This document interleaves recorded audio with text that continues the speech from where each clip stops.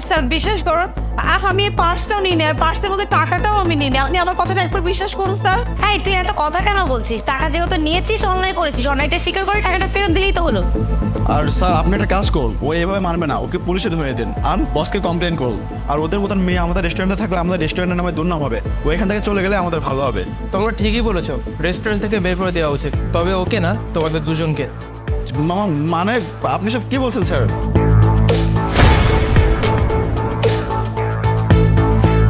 কে এবার চিনতে পেরেছে তো আমি কে? আমি তো ভেবেছিলাম তোমাদের দুজনকে একটা প্রমোশন করাবো আমি, এই কারণে তোমাদের লয়ালিটি টেস্ট করতে যাচ্ছিলাম আমি। আর সেই তোমরাই কি না এভাবে ফেল করলে, সামান্য কিছু টাকার লোভ তোমরা সামলাতে পারবে না, তাই না? আমি তোমাদের উপর অনেক ভরসা করে আমার রেস্টুরেন্টটা তোমাদের হাতে দিয়ে রেখেছিলাম, আর সেই তোমরাই কি না এভাবে মানুষকে ঠকাচ্ছ। তোমাদের মতো মানুষের কাছ থেকে না এই জিনিসটা আমি ওটাও আশা করিনি।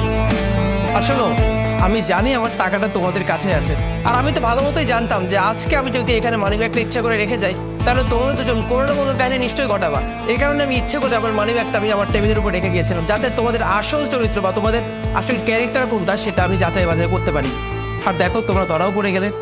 তোমাদের কাছে টাকা আছে না, ভালো মানুষও হতে, এবার আমার টাকাটা আমাকে ফেরত দিতে হবে।